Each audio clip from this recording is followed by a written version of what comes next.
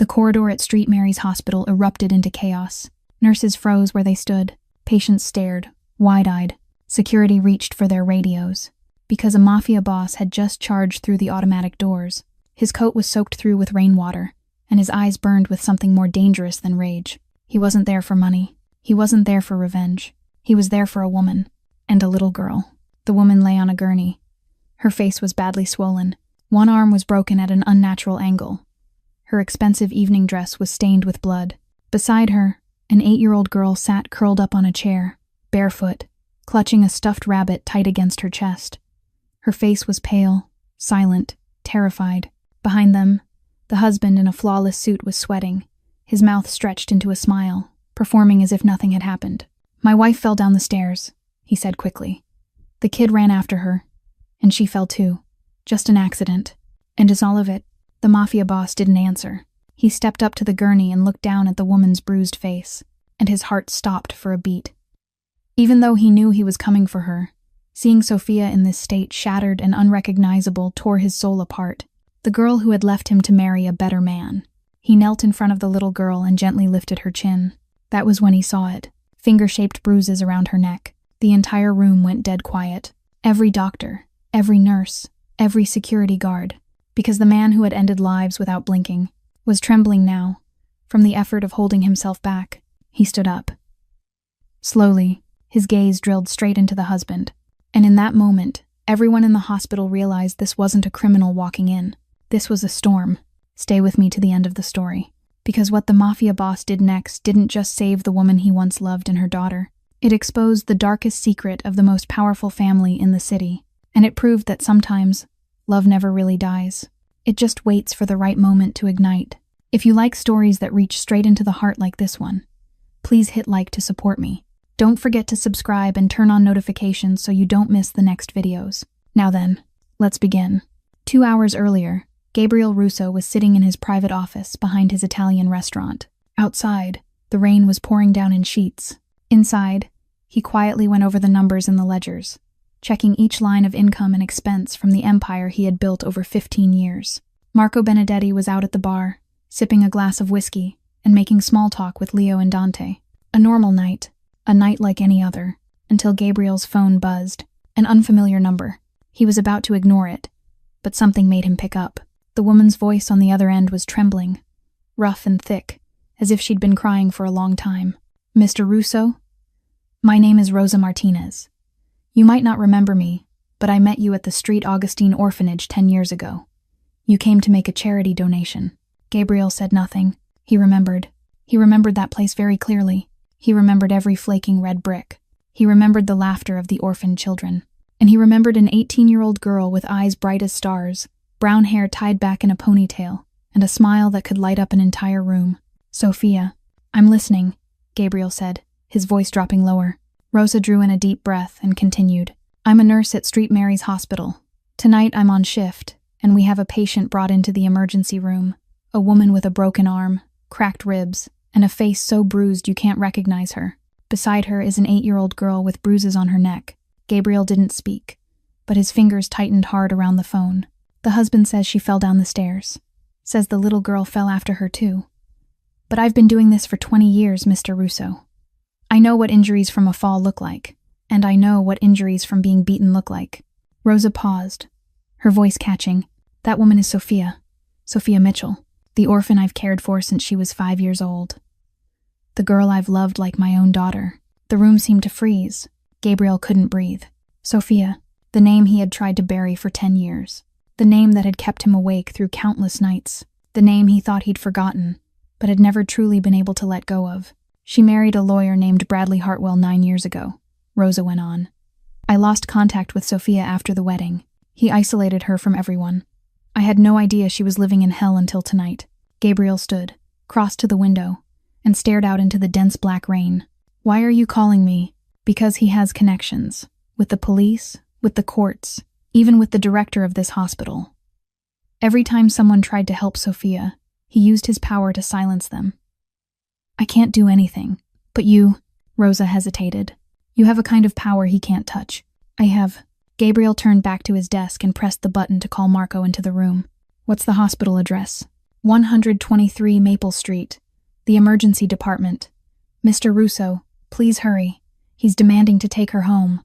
If Sophia leaves the hospital tonight, I'm afraid there won't be a next time. Gabriel hung up. Marco stepped in, took one look at his boss's face, and understood immediately that something big was happening. Boss, get Leo and Dante. We're going to Street Mary's hospital. Right now. Marco didn't ask another question. After 20 years at Gabriel's side, he knew exactly when to stay silent and follow orders. On the way out to the car, Gabriel could think of only one thing. 10 years ago, he let Sophia go because he believed it was the best thing for her. 10 years ago, he believed she would be happy with another man. He was wrong, and tonight, he was going to fix that mistake. Even if he had to burn this entire city to the ground, Gabriel stood there, silent as a stone statue. But his silence was more terrifying than any snarl. Bradley Hartwell swallowed hard, trying to keep his face composed, but sweat had already begun to bead across his forehead. He recognized the man in front of him. Who in this city didn't know Gabriel Russo? The boss of the largest underground empire on the East Coast. The man even the police chief had to lower his head to when they passed each other on the street. What do you want here? Bradley spoke first, forcing his voice to sound tough, though a tremor crept into the very end of the sentence. Gabriel didn't answer right away. He looked down the hospital corridor, then gave a slight signal, a nod so small it was almost impossible to notice. Marco understood. He stepped over and blocked the east exit.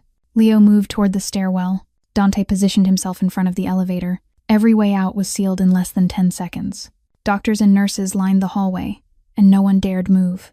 They knew what was happening, and they knew it was smarter not to interfere. I asked you what you want, Bradley repeated, his voice a little higher now, as if volume could hide the fear crawling up his throat. Gabriel finally spoke. His voice was low, slow, each word dropping like stone. I want to know why your wife is on a gurney with a broken arm and a bruised face. I want to know why your daughter has finger-shaped bruises around her neck. And I want to know why you're standing here smiling as if nothing happened. Bradley cleared his throat, trying to regain his footing. This is my family matter. My wife fell down the stairs. My daughter fell too. An accident. You've got no right to interfere. An accident. Gabriel repeated the words, his voice cold as ice. Finger-shaped bruises, 5 fingers, on the neck of an 8-year-old child. That's an accident? Bradley stepped forward 1 pace, trying to project authority. Do you know who I am? I'm Bradley Hartwell, a senior attorney at Morrison & Associates. My family has connections to the mayor, to the Chief Justice of the Supreme Court, to the director of the police department. You think you can walk in here and do anything to me? Gabriel didn't flinch. He moved closer, until the distance between them was less than a meter. Bradley took a step back without meaning to. You've got connections to the mayor? Gabriel asked softly. The current mayor got elected thanks to a contribution from my charity fund. You've got connections to the Chief Justice? That Chief Justice borrowed money from me to pay off gambling debts 10 years ago. You've got connections to the police director? The police director knows damn well that if I want to, I can make public the photos of him with his 23-year-old mistress at any time. Gabriel tilted his head, his voice still calm, like he was talking about the weather. So tell me, Bradley Hartwell, who's the one with power here? Bradley's face drained of color. He was used to throwing his family name and connections around to threaten people, but this time he was facing someone who feared nothing. A man who had built an empire from bare hands and the blood of his enemies. You don't have the right to keep my wife and child here. Bradley tried one last time. I'll call my lawyer. I'll sue you for unlawful detention. What will you do? Gabriel cut in, his voice suddenly sharp as a blade. You'll call the police? Call them. I'll wait. And when they get here, I'll show them the injuries on your wife's body. I'll show them your daughter's neck. I'll ask the doctor to read aloud the list of every time she's been admitted over the past 7 years.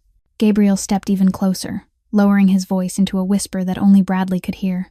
And I'll tell them about Catherine, your first wife, the woman who drowned in the bathtub 10 years ago. You think nobody knows? You think that secret stayed buried forever? Bradley went paper white. His lips moved, but no sound came out. Around them, the doctors and nurses stayed frozen, like statues. No one dared breathe too loudly. Rosa Martinez stood at the corner of the hallway, tears slipping down in silence. But there was relief in her eyes. At last, someone had stood up for Sophia. At last, someone had made Bradley Hartwell shut his mouth. Sophia felt the light before she opened her eyes. Her head throbbed like it was being split open with a hammer. Her left arm was numb. Her whole body felt like a truck had rolled right over her. She tried to lift her eyelids, and the world slowly came into view through a hazy fog. blazing white fluorescent lights. A hospital ceiling, the steady, rhythmic beep of a heart monitor close to her ear, and a figure standing beside the gurney. Sophia blinked a few times, forcing her eyes to focus. As the image sharpened, her heart seemed to stop. Gabriel, the man she had once loved more than her own life, the man she had left 10 years ago. No, it couldn't be. She had to be dreaming. Or maybe she was dead, and this was the final illusion before her soul slipped free of her body. Sophia, his voice was low and warm, still the same as it used to be, still able to shake her heart even after 10 years had passed. You're awake. She wanted to say something, but her throat was dry and bitter. Her lips moved, but no sound came. Memories crashed over her like a flood. 10 years ago, Gabriel had stood at the door of her small apartment and told her his world was too dangerous, that she deserved happiness with an ordinary man. She had cried, she had begged, but he still turned his back and walked away. And she, in pain and loneliness, had accepted Bradley Hartwell's proposal, the man who promised her a life that was safe, steady, happy, the man who turned out to be a devil wearing a human face. Gabriel. At last she managed to get the name out, her voice weak as breath. Are you real? Gabriel bent down, his hand gently touching her tangled hair. I'm real. I'm here. You're safe now.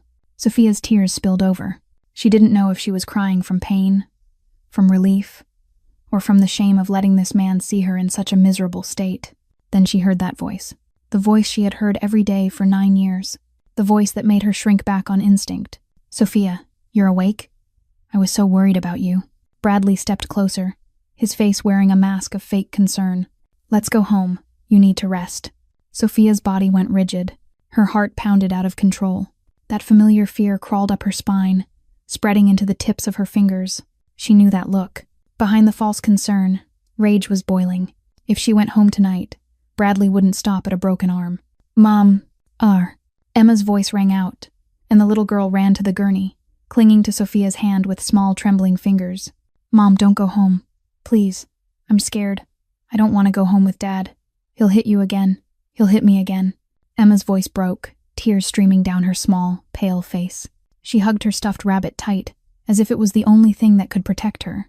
Sophia's heart shattered. Her daughter, the child she had carried and brought into the world through pain, the child she had tried to protect for 8 years, now kneeling beside her, begging her not to take her back to hell. Bradley ground his teeth, his voice sharp and cold even as he tried to keep it calm. Emma, don't say nonsense. Go back to your chair. Emma shook her head, holding her mother even tighter. I'm not going.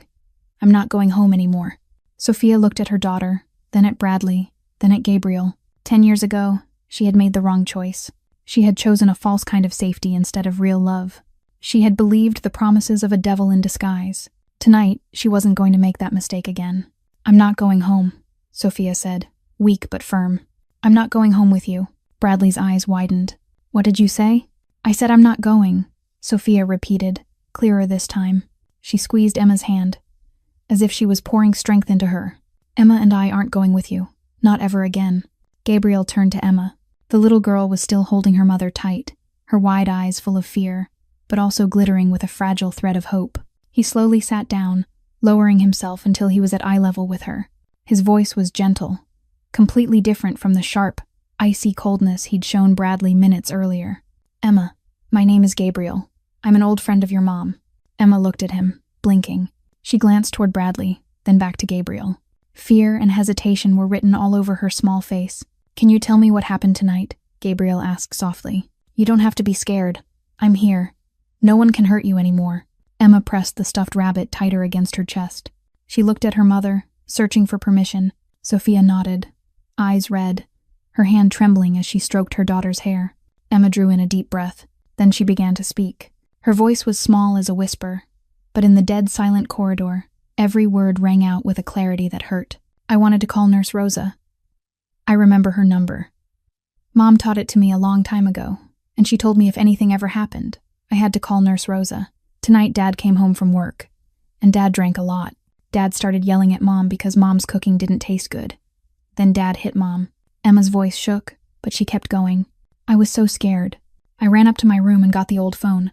Mom hid under the bed. I dialed Nurse Rosa's number. But before I could say anything, Dad opened my bedroom door. Tears began to roll down Emma's cheeks. Dad snatched the phone. He asked me who I was calling. I was too scared to say. Then Dad grabbed my neck and squeezed really hard. I couldn't breathe. I tried to scream, but no sound came out. Dad said I was a traitor. He said I wasn't allowed to call anyone. Wasn't allowed to talk to anyone outside. Enough, Bradley roared, his face turning a dark purple red. That little girl is making it up. She's always imagining things, always lying. Don't believe her. But Emma didn't stop. She stared straight at Gabriel, as if only he could save her and her mother. Mom ran upstairs. Mom was screaming, telling Dad to let me go. Mom ran in and pulled at Dad's arm. Then Dad shoved Mom. Mom fell down the stairs. I heard a really loud bang. I saw Mom lying on the floor, not moving. Emma broke into sobs. I thought Mom was dead. I was so scared. Dad told me to be quiet, told me if I told anyone, he'd kill me and Mom. Then Dad called an ambulance. He told everyone Mom fell down the stairs. But that's not true. Dad shoved Mom. Dad choked me. The hallway dropped into a deadly silence. Every doctor, every nurse, every security guard heard every word. Rosa Martinez lifted a hand to cover her mouth, tears streaming down her face. A young nurse turned away, unable to look. Bradley stood there, his face going pale, then flushing red, going pale again, then red again. He stammered, scrambling for something, anything, to defend himself. She's lying. No one in this place is going to believe an 8-year-old kid, right? My wife fell down the stairs. An accident. This is my family matter. It's got nothing to do with anyone. It's I narrated. Gabriel stood up. He didn't say a word. He only looked at Bradley, with eyes colder than ice. And in that look, Bradley Hartwell saw his own death. Gabriel turned back to Sophia and Emma. His decision had been made from the moment he walked into this hospital. I'm taking the two of them with me. His voice wasn't a question. It wasn't an offer. It was a declaration. Bradley snapped out of his shock. He lunged forward, face burning red, veins standing out in his neck. You've got no right. That's my wife. That's my daughter. I'll call the police. I'll call my lawyer. I'll sue you for kidnapping, for unlawful detention. You'll rot in prison. I swear it. Gabriel didn't even bother to look at him. He signaled to Marco. The tall man immediately stepped to Sophia's gurney and gently helped her sit up. Can you walk? Marco asked, his voice unexpectedly soft for someone with such a frightening appearance. Sophia nodded weakly. Her broken arm had been wrapped in a temporary bandage, but her whole body still ached. She tried to stand, her legs shaking. Marco reached out to steady her, careful as if he were lifting something fragile. You dare touch my wife? Bradley roared, ready to charge at Marco, but Dante stepped in front of him, arms crossed. Silent as a steel wall, Bradley didn't dare take another step. Gabriel moved to Emma. She stood there, still clutching her stuffed rabbit, her eyes on him, full of trust and fear at the same time. Emma, I'm going to carry you out to the car. Will you let me? Emma looked at her mother. Sophia nodded, tears sliding down her cheeks. Emma looked back at Gabriel, then slowly nodded. Gabriel bent down and gently lifted Emma into his arms. She was weightless, so light his heart stabbed with pain. 8 years old, but thin as a 5-year-old. 8 years old, but already knowing what fear was, what pain was, what hopelessness felt like. Emma hesitated for a second. Then she wrapped her arms around Gabriel's neck and rested her head on his shoulder. She didn't say a word, but Gabriel could feel her small body trembling in his arms. You can't do this. Bradley was still shouting behind them. I'll call Judge Morrison right now. I'll call Police Chief Davis. You'll pay for this.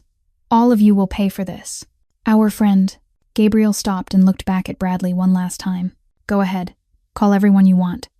Then we'll see who comes to save you. With that, he turned and kept walking. They moved down the hallway in the silence of the entire hospital staff. No one tried to stop them. No one wanted to stop them. Rosa Martinez stood at the corner of the corridor. She gave Gabriel a small nod as he passed. Her eyes were full of gratitude. Bradley stood there, frozen, watching his wife and child being taken away, unable to do anything.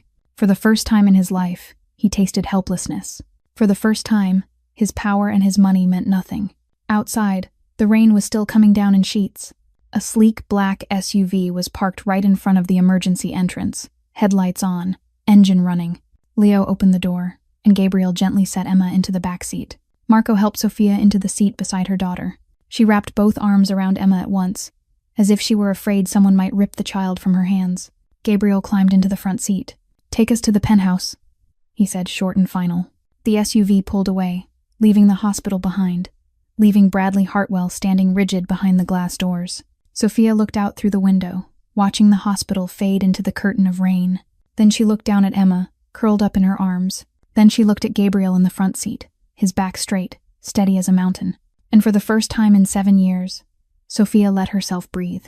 For the first time in 7 years, she didn't have to be afraid every time she heard footsteps. For the first time in 7 years, she felt like she might actually see tomorrow. Tears rose again. But this time they weren't tears of pain. They were the tears of someone who had just been set free from hell. Sophia sat in the car, watching the line of Gabriel's back in the front seat. 10 years. 10 years had passed since the first time she'd seen this man. And the memory of that day suddenly rushed in, sharp and clear, as if it had only happened yesterday. 10 years ago, Sophia was 18. She was an orphan who'd grown up at the St. Augustine orphanage since she was 5. Her parents died in a house fire, leaving the little girl alone in this world with a few sets of clothes and an old, worn stuffed rabbit. 13 years in the orphanage, Sophia had watched more children than she could count come and go. Some were adopted by kind families. Some turned 18 and left, vanishing into the outside world, never coming back. And Sophia, she stayed. Not because no one wanted to adopt her, but because she didn't want to leave Rosa Martinez. Rosa began coming to the orphanage as a volunteer nurse when Sophia was 8. She wasn't young. She wasn't rich. She wasn't able to adopt a child. But she had the warmest heart Sophia had ever known. She taught Sophia how to read. She taught her how to cook. She taught her that no matter how harsh life could be, there was always hope. Rosa was the mother Sophia had never had. That day, the orphanage held its annual charity fundraiser. Sophia volunteered to set up tables and chairs, decorate the hall, and prepare the light snacks. She worked from early morning until late afternoon, drenched in sweat, hair a mess, but her smile never once faded. She loved helping. She loved watching the younger kids laugh and play. She loved the feeling of being useful to someone. That was when Gabriel appeared. 26 years old, tall and broad-shouldered, wearing an expensive black suit that looked out of place in the worn-down orphanage. He walked in with 2 big men behind him, carrying boxes of donated gifts and a check with many zeros. Sophia was carrying a tray of cookies out from the kitchen when she nearly collided with him. She stumbled, the tray tilting. One of Gabriel's hands caught the tray. The other steadied her shoulder, keeping her from falling. Sophia looked up, and for the first time in her life, she forgot how to breathe. His eyes were black as night, deep, shadowed, heavy with something unspoken. But when they rested on her, they softened in a strange way. His face was sharply cut, hard, with a faint scar running along his temple. Yet the hand holding her shoulder was unexpectedly gentle. "Are you all right?" he asked, his voice low and warm. Sophia stood there like she'd been nailed to the floor, cheeks burning, heart racing. She stammered something that didn't even come out as words. Gabriel looked at her, a flicker of surprise passing through his eyes. Then he smiled. It was the first smile Sophia had ever seen on his face. A small, warm smile, and nothing like the cold, frightening look he carried on the outside. "Did you make these cookies?" Gabriel asked, glancing down at the tray. Sophia nodded, still unable to speak. "Can I try one?" She nodded again. Gabriel took a cookie and bit into it. Then he gave a slow, approving nod. "Good. Better than the cookies from the chef at my restaurant." Sophia laughed, and in that moment, Gabriel knew he was in real trouble, because the laughter of this 18-year-old orphan girl had just done what no one had managed to do in all 26 years of his life. It made the cold heart of Gabriel Russo stir. After that, Gabriel stayed at the orphanage until nightfall. He didn't talk with the wealthy donors. He sat in a corner of the yard, playing ball with the kids, listening to Sophia talk about her dream of becoming a nurse, about Rosa, about the nights she read by flashlight because she didn't want to wake the other girls in her room. Gabriel listened. For the first time in his life, he truly listened to someone. And when he left, he knew he'd come back. He'd come back many times. The next 2 years were the most beautiful time of Sophia's life. Gabriel came back to the orphanage every week. At first, he used the excuse of checking on the charity work. After that, he didn't need an excuse anymore. He came only to see her. They talked for hours, in the orphanage's small kitchen, in the overgrown backyard garden, choked with weeds. On an old stone bench beneath the wide branches of an ancient oak, Sophia told him about her dream of becoming a nurse, about the nights she stayed up studying until dawn, about her fear of not having the money for tuition after she left the orphanage. Gabriel listened, and he acted, in his own way. 1 month after Sophia left the orphanage, she received a letter saying she'd been awarded a full scholarship in nursing at the city university. She didn't know that scholarship hadn't existed until Gabriel made a phone call. She also didn't know that the small, tidy apartment she rented for a price that felt almost too good to be true was actually owned by one of Gabriel's shell companies. He helped her from the shadows, without demands, without taking credit, because for Gabriel, simply seeing Sophia happy was the greatest reward. They started dating that spring. Gabriel took her to dinner at small, quiet restaurants, far from places where he might be recognized. He walked with her through the park in the late afternoons, when the sunset painted the whole city gold. He cooked for her in the kitchen of his Italian restaurant after closing time, teaching her how to make pasta from his grandmother's old family recipe. Ordinary moments, simple moments, but to both of them, they were the most precious moments of all. Sophia wasn't foolish. She knew Gabriel wasn't an ordinary man. She noticed the men who always followed at just the right distance. She noticed the way people lowered their heads when he walked into a room. She noticed the phone calls he stepped outside to take, his voice dropping, turning cold and hard, completely different from the way he spoke to her. One night, she asked him, "What do you do for a living?" Gabriel was silent for a long time. Then he said it, his voice low with sadness. "I do things you shouldn't know about. I'm the kind of man you shouldn't love." It's start. Sophia looked at him, her eyes holding not a trace of fear. "Have you ever hurt women or children?" "Never," Gabriel answered at once. "And I never will. Do you love me? More than my own life?" Sophia smiled, her small hand closing around his calloused one. "Then I don't need to know anything else." They had 2 years. 2 years full of laughter, full of sweet kisses, full of nights lying together and talking until morning. Gabriel taught Sophia how to drive. He taught her basic self-defense. He taught her that she deserved love, even though she'd spent so long believing she was nobody. Sophia taught Gabriel how to laugh from the heart, how to trust someone completely, how to open his chest and not fear being hurt. She was the only light in his dark world. He was the safe shore she'd been searching for her whole life. Gabriel kept Sophia far from his underworld.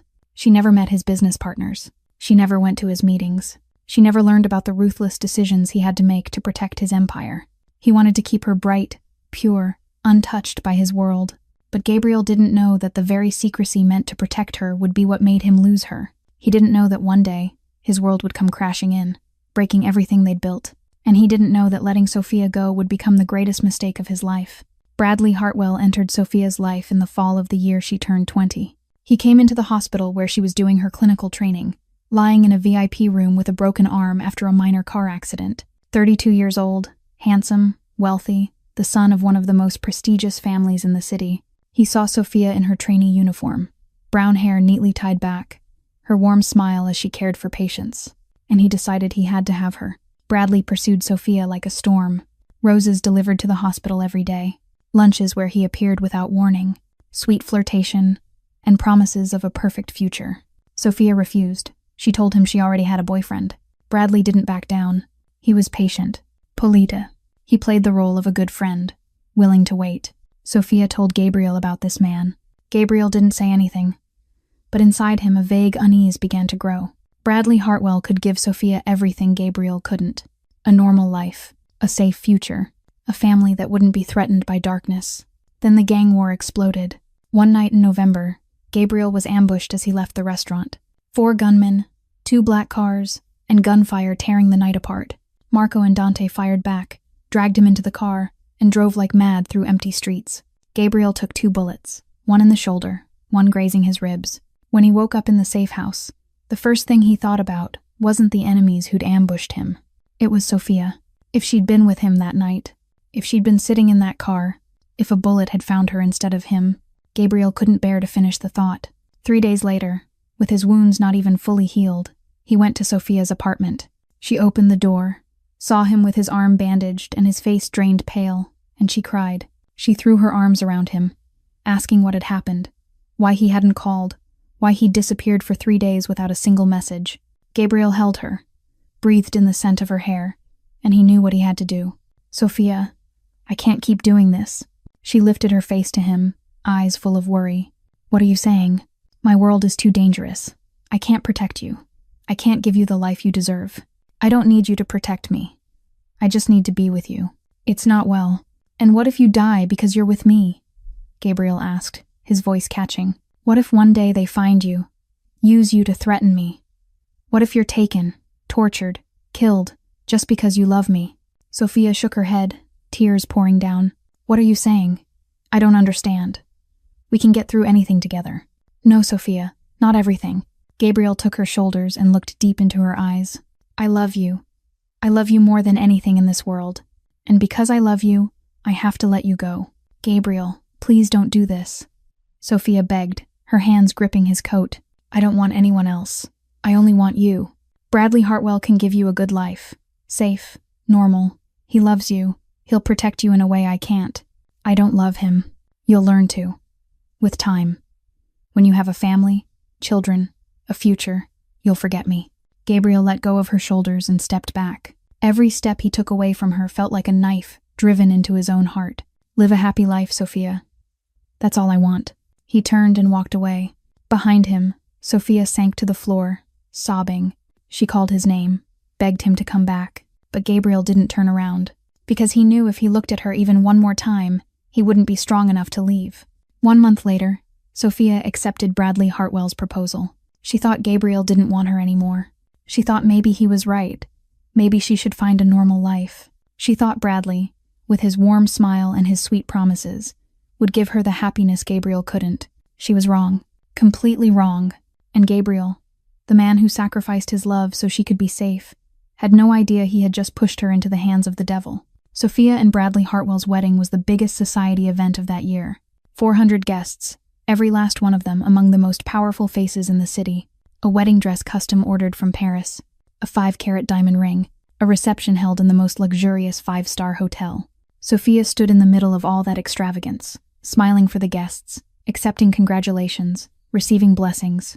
But inside, she felt hollow. She didn't love Bradley.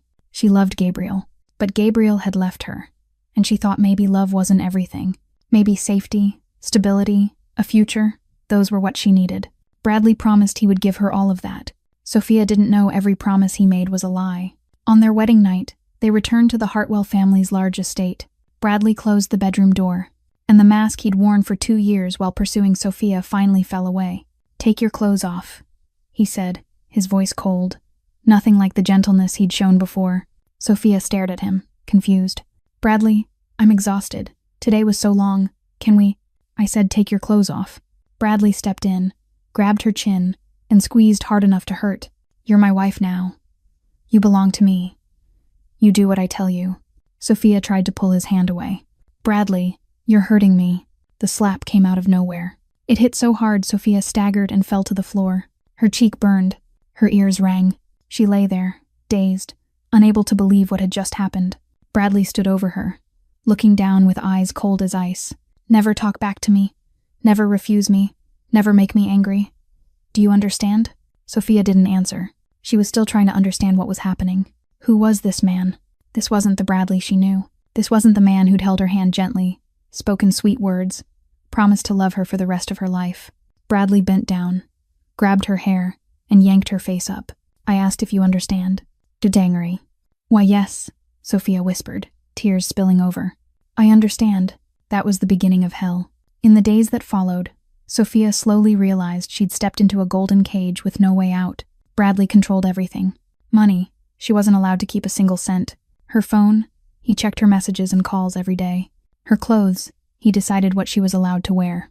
Her food, he decided how much she was allowed to eat. He wouldn't let her work. "My wife doesn't need to work like a servant," he said. He forced her to quit school. "What's a degree for? You've got me taking care of you." He cut off every relationship she had. Friends from the university. He forbade her to see them.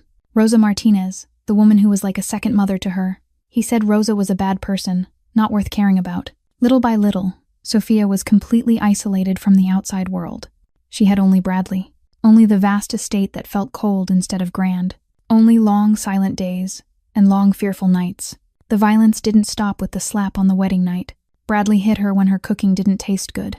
He hit her when she didn't smile brightly enough in front of his friends. He hit her when she accidentally mentioned the past. And he hit her when he drank, when he was stressed from work, when he simply wanted to hit. But the most painful part wasn't the bruises on her body. The most painful part was what he said. "You think anyone would want to love you? An orphan with no mother and father, raised in an orphanage. No relatives, no money, nobody. You should be grateful I married you. You think you're so beautiful? Look at yourself. Ugly, stupid, useless. Without me, you'd rot somewhere out on the street." You think Gabriel Russo loved you? He just played with you and threw you away. Me? I married you. You should be grateful. Tenning, day after day, Sophia began to believe those words. She began to think maybe she really was useless. Maybe she really didn't deserve to be loved. Maybe she really should be grateful that Bradley was willing to stay with her. The golden cage had closed, and Sophia could no longer see the way out. 9 years, 3,285 days. Each day was a battle for survival. In the first year, Sophia still cried. She cried after every beating. She cried in the bathroom when Bradley slept like nothing had happened. She cried into her pillow every night, silently, so no one would hear. She still had hope. Hope Bradley would change. Hope things would get better. Hope someone would come and save her. In the second year, Sophia didn't cry anymore. She learned how to read Bradley's mood by the sound of his footsteps. Heavy footsteps meant he was angry, and she had to disappear into a room. Light footsteps meant he was in a good mood. And she could breathe for one night. She learned how to read his eyes, how to dodge when he lifted his hand, how to curl her body tight to protect the parts that mattered most when he hit. In the third year, Sophia tried to run. She waited for a day when Bradley went away on a business trip. She took a little money he'd forgotten in a coat pocket, and she ran to the train station. She bought a ticket to anywhere at all, as long as it was far from this city. 12 hours later, 2 men in black suits found her in a cheap motel in a town 300 miles away. They brought her back. Bradley was waiting at home. That night, he beat her so badly she ended up in the hospital. 2 broken ribs, bruises everywhere, a mild concussion. The doctor asked what happened. Bradley said she fell down the stairs. The doctor didn't ask anything else. Sophia understood then. No one was going to help her. No one dared touch Bradley Hartwell. In the 4th year, Sophia discovered Catherine's secret. One night, when Bradley was drunk and passed out, Sophia slipped into his office to look for money. She didn't find money, but she found an old box of documents hidden inside a locked drawer. Inside was Catherine Hartwell's death certificate, Bradley's first wife, the woman people said had drowned in the bathtub 10 years earlier. There were photographs of Catherine with bruises on her face and on her arms, the same bruises Sophia carried now. There was a letter Catherine had started writing but never finished, the handwriting shaking, saying she was afraid Bradley would kill her. Sophia finished reading, her hands trembling so hard she could barely hold the paper. She understood she wouldn't be the last person Bradley destroyed, and if she wasn't careful, she would end the way Catherine did. In that first year of hell, she felt hope. She thought maybe the baby would change Bradley. Maybe becoming a father would make him better. Maybe the child would be the reason he stopped hitting her. Emma was born on a spring day. Tiny, perfect, with wide eyes like her mother's. Sophia held her in her arms and cried from happiness. She swore she would protect her child at any cost.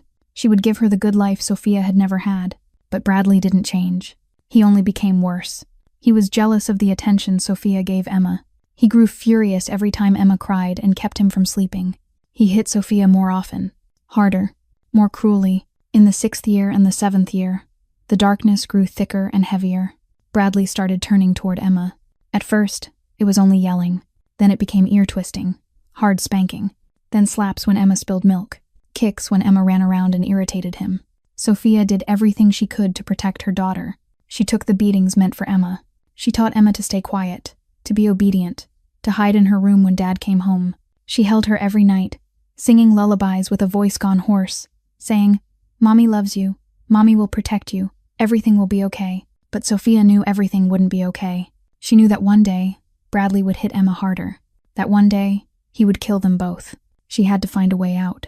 But how? She had no money, no family, no one to beg for help. The police were Bradley's friends. The courts were Bradley's friends. This whole city seemed to belong to Bradley. Sophia was trapped, and all she could do was pray that a miracle would come before it was too late. That fateful night began like so many others inside the Hartwell estate. Bradley came home late. The stench of alcohol clung to him. His face was flushed with anger. He'd just lost a major case, humiliated in front of his colleagues, and he needed someone to pour his rage onto. Sophia was used to this. She signaled Emma to go upstairs. Lock the door.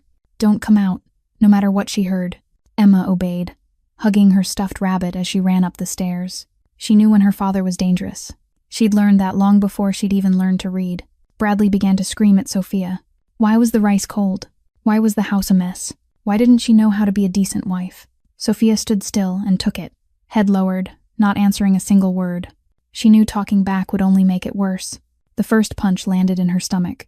Sophia doubled over, forcing herself not to cry out. The second blow was a kick to her leg. She hit the floor. Bradley grabbed her hair, yanked her up, and slapped her face again and again. Useless. Trash. What did I marry you for? Upstairs, Emma curled up on the bed, hands over her ears, trying not to hear her mother being beaten, but she couldn't take it anymore. 8 years. 8 years of watching her mother be tortured. 8 years of living in fear. 8 years of praying someone would come save them. No one ever did. But Emma remembered a phone number. Nurse Rosa's number. The one her mother had told her to call if anything ever happened. Sophia had made her memorize it since she was 6 years old, whispering the digits like a secret prayer every night until Emma could never forget. Emma reached for the old phone her mother hid under the bed and dialed with trembling hands. The phone rang once, twice, then the bedroom door flew open. Bradley stood there, eyes bloodshot, his face twisted with fury. "Who are you calling?" Emma didn't even have time to answer. Bradley lunged forward, ripped the phone from her hands, and hurled it at the wall, shattering it. Then he grabbed Emma by the throat and lifted her off the ground. "You dare call someone? You dare betray your father? You ungrateful little brat!" Emma tried to pry his hand off, but she couldn't. She couldn't breathe. Her face went bright red, then started turning a sickening purple. Her legs kicked wildly in the air, her mouth open like a fish out of water. "Let her go. Bradley, let her go." Sophia ran up the stairs, her face still smeared with blood from the beating downstairs. She slammed into Bradley, using every bit of strength she had to pull his hand away from their daughter's neck. Bradley let go of Emma, then turned on Sophia. "You dare hit me?" he roared, and shoved Sophia hard. She stumbled backward. Her foot caught on a stair, and she fell. Sophia tumbled down the staircase step by step, striking the wall, crashing into the railing, until she landed motionless at the bottom. Her arm was bent at an unnatural angle. Blood ran from her forehead down her face. She didn't move. Emma screamed, ran down the stairs, and dropped to her knees beside her mother. Mom, wake up, Mom." Sophia didn't answer. Her eyes were squeezed shut. Her chest rose and fell, barely. Bradley stood at the top of the stairs, his face drained pale. He realized he'd gone too far. If Sophia died, he'd have trouble. No matter how many connections he had, a dead body was still a dead body. He grabbed his phone and called an ambulance. Then he forced himself to calm down and arrange the story inside his head. "My wife fell down the stairs. The kid ran after her, and she fell too. An accident. Just an accident. At St. Mary's Hospital, Rosa Martinez was working the night shift. She got the alert for an emergency admission and went out to meet the ambulance. When the gurney was pushed in, Rosa looked down at the battered face of the patient, and her heart felt like it was being crushed in someone's fist. Sophia, the orphan she'd cared for since she was 5, the girl she loved like her own child. Sophia lay there with a broken arm, cracked ribs, a face swollen so badly she was hard to recognize, and beside her an 8-year-old girl with finger-shaped bruises around her neck. Rosa looked at Bradley Hartwell as he explained things to the doctor. That fake smile on his lips, his voice smooth as oil. She knew it was a lie. She knew he was the one who did it, and she knew that if Sophia left the hospital tonight, she wouldn't live to see morning. Rosa had to do something, but she had no power, no money, no connections. She was only an old nurse no one listened to. Then she remembered someone. The man who came to the orphanage 10 years ago. The man who looked at Sophia with a gaze Rosa had never seen anyone give anyone else. The man with power this entire city bowed to. Gabriel Russo.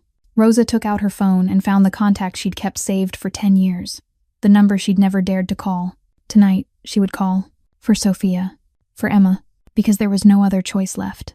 Gabriel's penthouse sat on the very top floor of a building in the heart of the city. Security, 24 hours a day, 7 days a week. Cameras everywhere. Guards stationed on every level. No one could step in here without Gabriel's permission. When the elevator doors opened, Sophia looked around the massive apartment. Elegant and luxurious, but not cold. Warm-toned furnishings, soft, gentle lighting, huge glass windows overlooking the city glittering below. It was nothing like the Hartwell mansion, where everything was perfect but ice-cold, where every corner of every wall carried the memory of beatings and tears. Gabriel's private doctor was already waiting.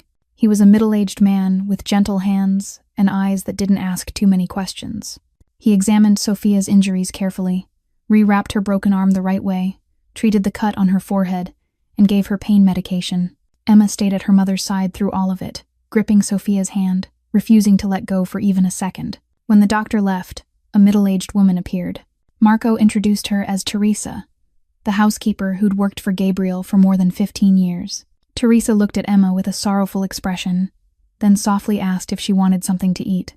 Emma shook her head, still refusing to leave her mother. Sophia had to talk for a long time, coaxing her gently, before Emma finally agreed to go with Teresa to wash up and change. Emma was put into a soft pair of pajamas, oversized but clean and sweet-smelling. Teresa cooked her a bowl of hot porridge, then sat beside her, watching as she ate one small spoonful at a time. Emma got halfway through the bowl before she couldn't swallow anymore. She ran back to the room where Sophia was lying, climbed onto the bed, and curled up beside her mother like a kitten. Sophia held her daughter close, stroked her hair, and softly sang a lullaby she'd sung every night. Before long, Emma drifted off, her first sleep without nightmares in so many years. Gabriel stood in the doorway, silent, watching the two of them. His heart twisted when he saw Sophia, thin and pale, her bruised face lying there with that small child in her arms. 10 years. 10 years he'd thought she was happy. 10 years he'd tried to forget her. 10 years he'd told himself he'd done the right thing by letting her go. He'd been wrong. So wrong he couldn't forgive himself. Sophia lifted her eyes and saw Gabriel standing there. Their gazes met in silence.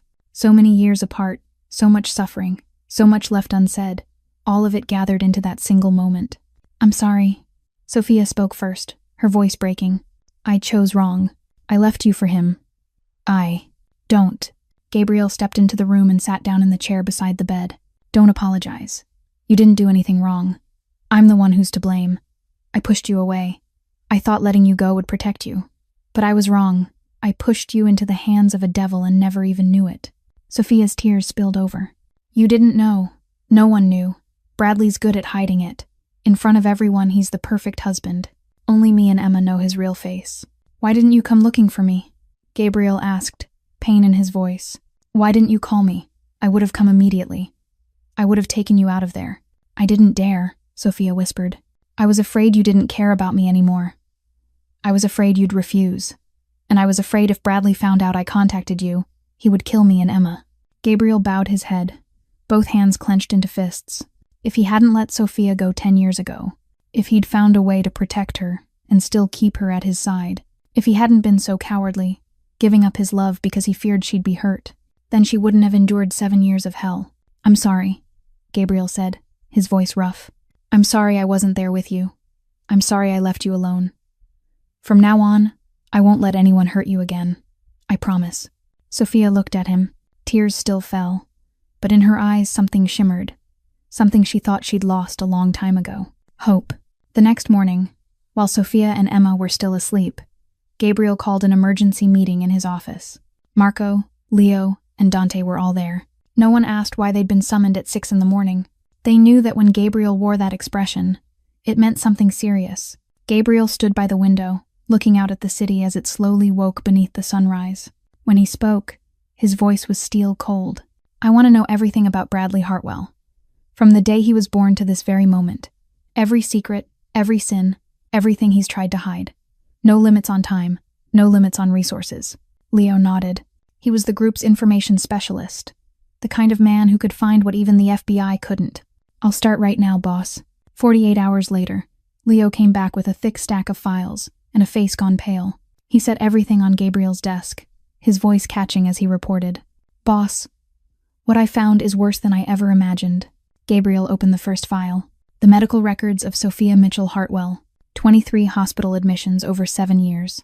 Broken ribs, bruises all over her body, head trauma, a broken arm, a sprained ankle, a scalp laceration. Every single time, it was recorded as an accident. Fell down the stairs, slipped in the bathroom, walked into a door, a minor car accident. Ridiculous reasons no one bothered to question. Because the patient was Bradley Hartwell's wife. Gabriel's jaw tightened, fighting the rage boiling inside him. 23 times. 23 times Sophia had been beaten badly enough to need a hospital, and nobody had done a thing. Leo continued, "There's more, boss. I found information on Catherine Hartwell, Bradley's first wife. She died 10 years ago, officially ruled as drowning in the bathtub. But I dug deeper and found irregularities." He opened the second file. Catherine was admitted to the hospital 15 times in the 4 years she was married to Bradley. Same pattern, same absurd accident explanations. And she died exactly 1 week after Bradley bought a $3 million life insurance policy on her. Gabriel looked up, his gaze turning razor sharp. Life insurance? Yes. And boss, Sophia has a life insurance policy too. $5 million. Bradley bought it right after they got married. He's the sole beneficiary. The room fell into a heavy silence. Gabriel understood the meaning of those numbers immediately. Bradley wasn't only an abuser. He was a murderer. He'd killed Catherine and disguised it as an accident. And he'd been planning to do the same thing to Sophia. Is there anything else?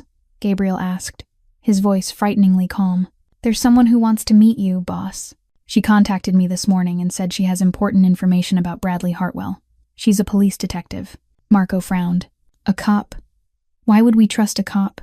She's different, Leo said. She was pressured by her superiors to close Catherine's case 10 years ago, and she nearly lost her job because she refused to back down. She's kept the evidence for 10 years, waiting for a chance. Gabriel thought for a moment, then nodded. Bring her in. Anyway, 10 minutes later, Detective Amanda Cole walked into Gabriel's office. She was about 38, with short, cut black hair, eyes sharp and steady. She didn't look afraid, even though she was standing in front of the most notorious mafia boss in the city, Mr. Russo. She nodded in greeting. I'm Amanda Cole. 10 years ago, I was the one who investigated Catherine Hartwell's death. And what did you find? Gabriel asked bluntly. Amanda opened the leather briefcase she'd brought and took out an old box of documents. Catherine's journal. She wrote everything down. Every beating, every threat, every time she begged for help and nobody listened. In the last entries, she wrote that if anything happened to her, look at Bradley. Amanda placed a USB drive on the desk as well. Video from the hotel security camera the night Catherine died. It shows Bradley going into her bathroom and coming out 20 minutes later. When he came out, Catherine was dead. Why did you keep these for 10 years and do nothing? Gabriel asked. Amanda gave a bitter smile. You think I didn't try? I brought the evidence to my superiors. They called me into an office and told me the Hartwells were friends with the police chief. They told me I should know better. The case got closed. I got transferred. I almost got fired. She met Gabriel's eyes. I kept this evidence because I knew one day there would be an opportunity. And when I heard you took Sophia Hartwell out of the hospital last night, I knew that day had come. Gabriel nodded. And for the first time there was a flicker of respect in his eyes for this woman. We have the same enemy, Detective Cole. You want justice for Catherine. I want to protect Sophia and Emma. Sounds like we should work together. The investigation went deeper in the days that followed. Leo worked without stopping, digging into every shadowed corner of Bradley Hartwell's life. And what he uncovered left both Gabriel and Amanda Cole stunned. Bradley hadn't acted alone. He had an entire protection network, a system of accomplices willing to cover up every crime he committed. Judge Richard Morrison, the man who had handled every legal matter tied to the Hartwell family for the past 20 years. He was the one who dismissed the only divorce filing Sophia had ever tried to submit 4 years earlier, declaring she wasn't mentally competent to make decisions for herself. Police Chief Frank Davis, Bradley's close golf buddy every weekend. He was the one who ordered every investigation related to Catherine shut down, the one who made sure not a single domestic abuse report from hospitals was ever pursued to the end. Dr. Michael Stevens, head of emergency medicine at 3 of the city's largest hospitals. He had signed off on all 23 falsified medical reports for Sophia, documenting everything as accidents, never once questioning injuries that could never have come from falling downstairs. Attorney Jonathan Pierce, the man who managed all of Bradley's legal and financial affairs, including setting up life insurance policies and helping him hide assets. And finally, Margaret Hartwell, Bradley's mother. She knew everything. She knew her son beat his wife. She knew her son might have killed Catherine, but she stayed silent, covered for him, and even helped clean up the aftermath whenever things went too far. Gabriel stared at the 5 names on the list in front of him, his eyes ice cold. This wasn't one abuser acting alone. This was a rotten system, a circle of people protecting each other, allowing men like Bradley Hartwell to torture and kill without consequences. What are we going to do with them, boss? Marco asked. Gabriel was silent for a long moment. 10 years ago, he would have handled them the way the underworld did. Quick, ruthless, and no one would ever know. But Sophia and Emma had changed something in him. He didn't want justice in the dark. He wanted the whole world to see these people for what they really were. Prepare 5 envelopes, Gabriel said. Each one contains evidence of the crimes of every person on that list, along with a message. They've got 48 hours to confess to the FBI. After that deadline, everything gets sent to the press and exposed to the entire city. 2 days later, the 5 envelopes went out, and the domino effect began. Dr. Michael Stevens was the first to fall. He received his envelope at 8 in the morning. By noon the same day, he was sitting inside an FBI office with his private attorney. He confessed to everything: the falsified medical reports, the money Bradley paid him every time Sophia was admitted, Catherine's death, the one he knew wasn't an accident, but still signed off on anyway. He even named Police Chief Davis as the one who contacted him whenever something needed to be covered up. Stevens's testimony sent Frank Davis into panic. The police chief tried to contact Bradley and couldn't reach him. He tried Judge Morrison and no one answered. Finally, 24 hours after Stevens surrendered, Davis walked into the FBI office too, carrying a box of files containing every piece of evidence he'd hidden for 10 years. Judge Richard Morrison didn't choose surrender. When he received his envelope, he knew his life was over. His reputation, his career, his family, all of it would dissolve into smoke. He couldn't bear the thought. On the morning of the third day, they found him in his office, a bullet in his head and a suicide note admitting every sin. Attorney Jonathan Pierce tried to run. He booked a flight to Mexico, bought a fake passport, drained every hidden account he had, but he never made it onto the plane. The FBI was waiting at the airport, and they cuffed him right at the gate. As for Margaret Hartwell, she sat in the family mansion, trembling as she read and reread the evidence inside her envelope. She knew there was no escape left. When the FBI came knocking, she opened the door, her face white as paper, and whispered, "I'll tell you everything. Everything I know." Within 72 hours, the entire network protecting Bradley Hartwell collapsed like dominoes. And Bradley, the man at the top of it all, suddenly realized he was completely alone. While Bradley's network was collapsing outside, inside the penthouse, another relationship was slowly being built. At first, Emma was very afraid of Gabriel. She was afraid of all men. 8 years with Bradley had taught her that men meant pain, shouting, and sudden beatings. But Gabriel wasn't like any man she'd ever known. He never raised his voice, never lifted a hand in threat, never looked at her with anger in his eyes. He spoke to Emma in a gentle voice, asked her opinion before doing anything, and always kept a respectful distance, never touching her unless she allowed it. On the third night at the penthouse, Emma woke from a nightmare. She dreamed Bradley had found them, dragged her away, and beat her mother to death right in front of her. She screamed, sobbing, kicking wildly on the bed. Sophia was asleep from the pain medication and didn't hear her daughter. But Gabriel heard. He went into the room and saw Emma curled in the corner of the bed, face wet with tears, her whole body shaking. He didn't go closer right away. He sat down in the chair near the door, almost 3 meters away, and spoke softly. "Emma, you're safe now. No one can hurt you here." Emma stared at him, eyes still wild with fear. "I dreamed about Dad. He found us." "No one's going to find you," Gabriel said, calm and certain. "I promise. I'll protect you and your mom. No one gets near you unless I allow it." Emma was silent for a long time, as if weighing whether she could believe him. Then she whispered, "Can you sit here until I fall asleep again?" Gabriel nodded, and he sat there, in that chair by the door, without moving, until Emma drifted back to sleep. The next morning, when she woke up, he was still there. He'd sat there all night. From that night on, things began to change. Emma didn't flinch every time Gabriel walked into the room. She started looking at him, watching him, as if she were trying to understand who this man really was. One afternoon, Gabriel was in his office, studying a chessboard, when Emma tiptoed in. She stood at the doorway, staring at the pieces with curious eyes. "Do you want to learn?" Gabriel asked. Emma nodded, so Gabriel taught Emma to play chess. He patiently explained each piece, how it moved, how to attack, how to defend.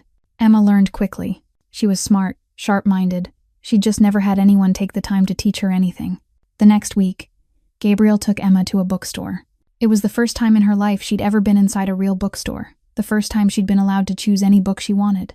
Emma walked along the shelves, eyes shining, her hands trembling as she touched each cover as if it was treasure. She chose 3 books, a fairy tale book, one about animals, and a drawing guide. Gabriel bought them all without asking the price. On the way home, Emma held his hand. It was the first time she reached for him on her own. Gabriel felt like someone had squeezed his heart in a fist. A week later, Emma gave him a drawing. She'd used colored pencils on white paper, the scribbly lines of an 8-year-old. The drawing showed 3 people: a brown-haired woman, a little girl holding a rabbit, and a big man standing in front of them, his arm raised like he was protecting them. On the other side was a black figure with red eyes, like a monster from a fairy tale. "This is you," Emma said, pointing to the big man. "You protect me and Mom from the monster." Gabriel held the drawing, and for the first time in many years, His eyes burned. He carefully folded the paper and slipped it into his wallet, right beside his heart. "I'm going to keep it forever," he said, his voice rough. Emma smiled. It was her first smile since the night at the hospital. Sophia was slowly coming back to life too, in her own way. In the first days at the penthouse, she could barely eat anything. 7 years with Bradley had trained her to be controlled bite by bite, trained her to ask permission before she touched food, trained her to feel guilty every time she swallowed anything at all. Teresa patiently cooked her simple, gentle meals. She didn't force Sophia to eat. She just set the plate in front of her and said, "Eat as much as you want. No one's judging you here." Little by little, Sophia began to eat again, from a few spoonfuls of porridge, to half a bowl of rice, then to a full meal. Color slowly returned to her cheeks. Her eyes weren't as hollow as they'd been in those first days. Gabriel brought in a therapist to meet with Sophia every day. Evelyn Harper, a middle-aged woman with silver hair and a warm voice, had worked with domestic violence survivors for 20 years. She didn't pressure Sophia to talk. She simply sat there, listened, nodded, and sometimes asked gentle questions. In the first therapy sessions, Sophia cried more than she spoke. She cried about the beatings. She cried about the insults. She cried about the nights she lay on the floor, hurting, alone, believing nobody in the world cared about her. She cried about the years she'd lost herself, the way she forgot who she was, what she used to dream about, what kind of person she'd been before Bradley Hartwell. Little by little, session by session, Sophia began to remember. She remembered she'd once dreamed of becoming a nurse so she could help people. She remembered she'd once loved reading and cooking. She remembered she'd once had bright laughter and eyes full of hope. She remembered she'd once been a strong woman, not the pale shadow Bradley had turned her into. Moments with Gabriel helped her heal in a different way. They didn't talk much. Sometimes they just sat together on the balcony, watching the city at night, each of them lost in their own thoughts. The silence between them wasn't heavy or uncomfortable. It was warm, safe, like they didn't need words to understand each other. One night, Sophia asked Gabriel about the past 10 years. He told her, his voice low and steady, about the empire he'd built, about the enemies he'd defeated, about the nights he stayed awake missing her, but never dared to look for her because he thought she was happy. Sophia told Gabriel about her hell, about the beatings, about the hospital visits, about the nights she held Emma, crying silently, praying someone would come save them, about the times she thought about death as an escape, but didn't dare die because she still had Emma. They talked about the past, about the wrong choices, about the things they wished they could have done differently, and they talked about the future. "What will you do after all this ends?" Gabriel asked. Sophia was quiet for a long moment. Then she spoke, her voice unexpectedly firm. "I don't want to run anymore. I've been running my whole life. Running from being an orphan, running from Bradley, running from myself. I'm so tired." She turned to look at Gabriel, and for the first time in a long time, there was fire in her eyes. "I want to face him. I want to stand in court, look him in the eye, and tell the whole world what he did. I want justice for me, for Emma, and for Catherine, the woman who died and no one ever fought for. When I've masted." Gabriel looked at her, surprise and admiration in his eyes. This wasn't the weak, terrified Sophia he'd carried out of the hospital 2 weeks ago.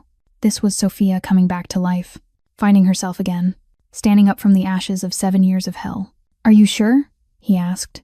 "That road's going to be hard. You'll have to tell it all, relive every painful memory, face him in court." "I know." Sophia nodded. "But I'm not afraid anymore. I lived 7 years in fear. It's time I stop being afraid and start fighting." Bradley Hartwell wasn't the type of man to sit still and wait to die. When his protection network collapsed, when one ally after another either betrayed him or got arrested, he knew he had to act, and he chose what he was best at, manipulating public opinion. 1 week after the night at the hospital, Bradley held a press conference at the city's largest 5-star hotel. He stood in front of dozens of cameras, eyes red-rimmed, voice breaking, his performance flawless, like a professional actor. "My wife and my daughter have been kidnapped by Gabriel Russo, a notorious crime boss. Sophia is being psychologically manipulated, held against her will. My daughter, Emma, is only 8 years old. She's living in fear every single day. I'm begging the authorities to save my family. I'm begging the public to speak up for a desperate father searching for his wife and child." He cried for the cameras, cried like his heart was shattering, cried like he was the victim, not the man who'd done it. The media swarmed like wolves that smelled blood.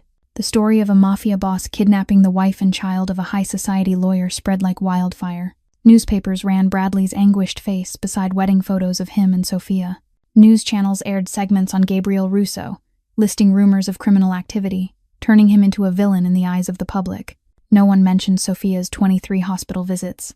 No one mentioned the bruises around Emma's neck. No one mentioned Catherine and her mysterious death. Bradley had bought off the people he needed to buy off, and silenced the rest. Public pressure poured down like a flood. Gabriel's phone rang nonstop. Business partners grew nervous. His legitimate investments came under threat. Even some men inside his underworld empire began whispering that maybe he shouldn't be involved in another man's family matter. Then Bradley's lawyer showed up at Gabriel's building, carrying a court order signed by a newly appointed judge. An order demanding Gabriel return Sophia and Emma to Bradley within 24 hours, or face prosecution for kidnapping and unlawful detention. Marco took the order, read it once, then handed it to Gabriel with a worried expression. "Boss, they're playing dirty. This judge is new. He wasn't on our list."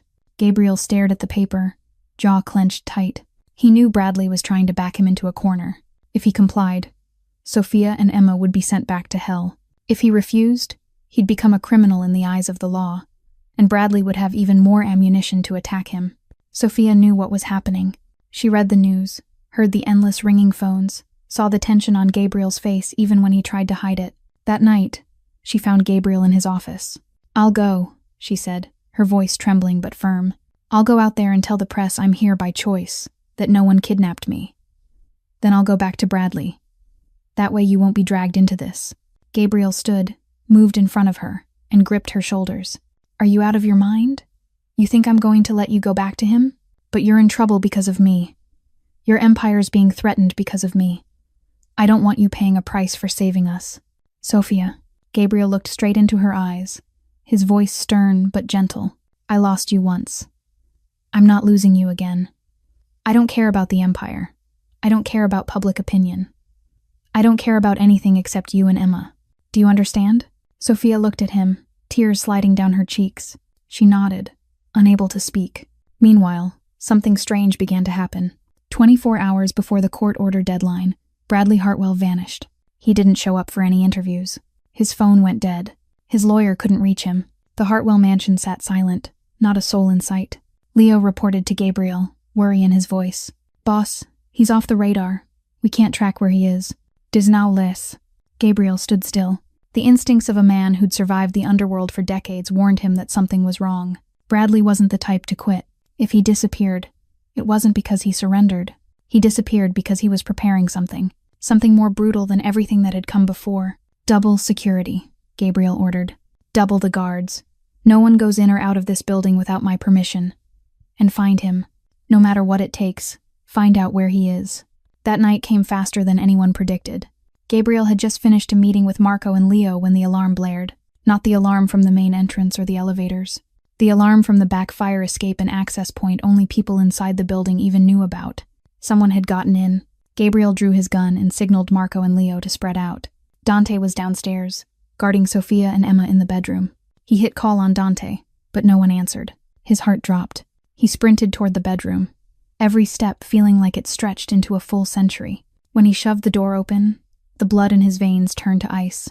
Bradley Hartwell stood in the middle of the room. One hand held a gun. The other fist was tangled in Emma's hair, yanking her up off the floor.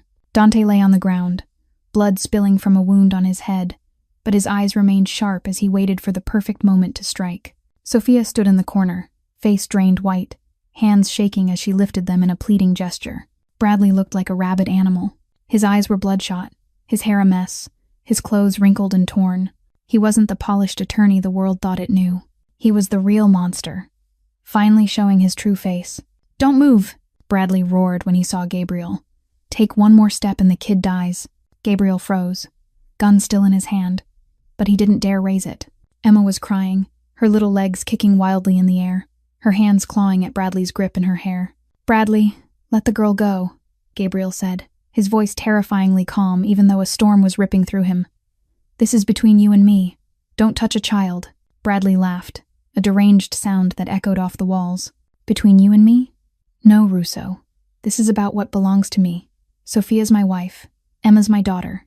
You don't have the right to take them from me. They're not objects for you to own," Gabriel said. "They're people, and you've tortured them for 7 years." "Shut up!" Bradley leveled the gun at Gabriel. "I've lost everything because of you. My career, My reputation, my money, my freedom. Everything I built collapsed because you stuck your nose into my business. Kanachina did. He tightened his fist in Emma's hair, making her scream in pain. If I can't have them, nobody gets to have them. You hear me? Nobody gets to have them. Sophia broke into sobs. Bradley, please, hit me, kill me. But let Emma go. She's innocent. She's just a child. Innocent? Bradley swung his gaze to Sophia, hatred boiling in his eyes. That little brat betrayed me. She called outsiders. She told outsiders our family business. She doesn't deserve to be called my daughter. I'm instead. Gabriel watched, measuring the room, hunting for an opening. Bradley was losing control, swinging back and forth between aiming at Gabriel and aiming at Sophia. If Gabriel could distract him for a few more seconds, maybe he could move, but the risk was too high. Emma was right there in Bradley's hands. Then something happened that no one expected. Emma, the 8-year-old who'd lived in fear her entire life, who'd watched her mother get beaten more times than she could count, the child Bradley believed would always stay a helpless victim, suddenly stopped crying. She remembered what Gabriel had told her one night when she'd woken from a nightmare. You're braver than you think, Emma. Sometimes the smallest person has the biggest strength. Emma bit down on Bradley's hand. Hard. With every ounce of strength an 8-year-old could summon in desperation. Bradley screamed. An instinct made him loosen his grip. He let go of Emma's hair, and that instant was all that was needed. Dante, who everyone thought was unconscious, shot up from the floor. He slammed into Bradley like a panther, drove him down, and knocked the gun out of his hand. The two men grappled on the ground, but Dante was trained for this. In seconds, he wrenched Bradley's arms behind his back, pinned him face down, and locked him in place. Emma ran straight to Sophia. Mother and daughter clung to each other, crying, shaking, but safe. Gabriel stepped to Bradley and looked down at the man pressed against the floor, panting, his eyes still full of hate. You'll pay for this, Bradley snarled. I swear you'll pay for this. Gabriel didn't answer. He turned to Sophia and gave a small nod, as if he was handing her the chance she'd waited 7 years for. Sophia loosened her hold on Emma and walked up to Bradley. She stood there, looking down at the man who'd turned her life into hell. And for the first time in 9 years, she wasn't afraid of him. You took 7 years of my life, Sophia said, her voice trembling, but every word clear. You hit me, humiliated me, isolated me from everyone I loved. You made me believe I didn't deserve love. You made my daughter afraid before she could even walk. You killed Catherine, and you planned to kill me the same way. She crouched down and stared straight into his eyes. But you failed. We're still alive. We're still standing here. And you? You're going to rot in prison until the day you die, and I'm never going to think about you again, because you don't deserve another second of my life. Azacation. Sirens wailed in the distance, getting closer and closer.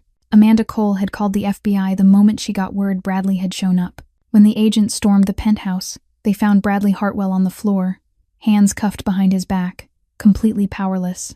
They read him his Miranda rights, hauled him to his feet, and marched him out. Bradley didn't say a word. He only stared at Sophia with pure hatred until the elevator doors slid shut, cutting him off for good. Emma ran to Gabriel and wrapped her arms around him, her small face pressing into his chest. I did what you said. I was brave. Gabriel held her, his eyes stinging. You're the bravest person I've ever known, Emma. Bradley Hartwell's trial took place 3 months after that fateful night. The entire city watched. The media covered it nonstop. And this time, no one could hide the truth anymore. The evidence stacked up like a mountain. Testimony from the accomplices who'd surrendered. Catherine's journal. The security camera footage. The medical records from Sophia's 23 hospital admissions. All of it laid out in the harsh light of justice. But the moment that silenced the entire courtroom was when Sophia stepped up to the witness stand. She was no longer the thin, terrified woman from those first days. She stood tall. Her eyes were steady. Her voice was clear as she spoke of 7 years of hell. She told them about the wedding night, about the endless beatings, about the times she tried to run and was dragged back, about the fear that rose in her chest every time she heard her husband's footsteps, about Catherine and the tragedy Sophia had nearly been forced to repeat. She didn't cry. She'd cried enough. Now it was time to tell the truth. Emma testified too. The 8-year-old sat in the witness chair, her feet not reaching the floor, her arms wrapped tight around her stuffed rabbit. Bradley's defense attorney tried to unsettle her, asking questions designed to confuse a child. But Emma didn't waver. She spoke about the nights she heard her mother being hit, about the time her father grabbed her throat because she tried to call for help, about the fear that had followed her since before she could even read. Her voice was small, but steady. and every word she spoke was a hammer blow sealing the coffin of Bradley Hartwell's career. The jury needed only 2 hours to reach a verdict. Guilty. On every count: first-degree murder for Catherine Hartwell, aggravated assault against Sophia and Emma, unlawful imprisonment, insurance fraud, bribery of public officials. Sentence: life without parole. When the judge read the sentence, Bradley screamed, cursed, threatened, but no one cared anymore. 2 officers dragged him out of the courtroom, and that was the last time Sophia ever saw the man who destroyed 7 years of her life. 6 months later, life began to return to normal, or rather, it began to feel normal for the first time. Sophia returned to nursing school, continuing the path she'd abandoned 10 years earlier. She studied hard, earned high marks, and her professors were impressed by her resilience. Emma started at a new school, a quiet little place where no one knew her past. She made new friends, did well in her classes, and began to smile more often. The nightmares still came sometimes, but they grew less frequent. And every time she woke, she knew she was safe. Gabriel founded a charity called the Mitchell Russo Foundation, dedicated to supporting women and children experiencing domestic violence. The foundation provided safe housing, free legal support, therapy, and scholarships for those trying to rebuild their lives. Rosa Martinez became the executive director. Amanda Cole served as legal counsel. And Sophia, after she graduated, became an advocate for survivors, using her own experience to help others living through what she once endured. 2 years later, on a bright spring day, Gabriel and Sophia got married. Not a lavish wedding with hundreds of guests like before, just a small ceremony in the penthouse garden with only the people closest to them. Rosa Martinez sat in the front row and cried through the whole thing, tears of happiness. Marco, Leo, and Dante stood as groomsmen, the toughest men in the city, quietly wiping their eyes. Emma was the flower girl, wearing a pink dress, smiling brightly as she scattered petals in front of her mother. When Gabriel slid the ring onto Sophia's finger, he spoke softly. 10 years ago, I let you go because I thought it would protect you. I was wrong. Today, I promise I'll stay by your side forever. I'm never letting go again. Sophia smiled through her tears. I've been waiting a long time for that promise. 3 years after the wedding, their little family welcomed a new member, a handsome baby boy named Marcus, after Gabriel's most loyal right-hand man. That morning, inside the penthouse, flooded with sunlight, a family of 4 sat around the breakfast table. Gabriel read the newspaper, looking up now and then to watch his wife and children with warm eyes. Sophia fed baby Marcus, talking nonstop with Emma about a test at school. Emma, 13 now, had grown into a beautiful, confident young girl. Nothing like the frightened child curled up in a hospital 5 years earlier. She talked about the book club she'd just joined, about her first boyfriend, the one she still hadn't dared to tell anyone about her dream of becoming a lawyer, so she could protect children like the one she used to be. Normal, peaceful, happy. The simplest things Sophia and Emma once believed they'd never have. Gabriel folded his newspaper and looked at his little family, and for the first time in his life, he felt whole. He'd spent his life building an empire, defeating enemies, collecting power and money. But it wasn't until Sophia and Emma that he finally understood what it meant to be truly rich. Not money, not power, but having someone to love, and being loved in return. That was the most precious thing in the world. The story of Gabriel, Sophia, and Emma isn't just a story about love or redemption. It's a story about human strength in the face of darkness, about getting back up after you fall, about finding yourself again after you've been lost, about learning to trust again after betrayal, and about learning to love again after your heart has shattered. Life can be cruel. Sometimes good people endure terrible things, but darkness never lasts forever. There's always light at the end of the tunnel, if we're brave enough to keep walking. If you or someone you know is experiencing domestic violence, please speak up. Don't stay silent. Don't endure it alone. There are people ready to help. Safe places you can go.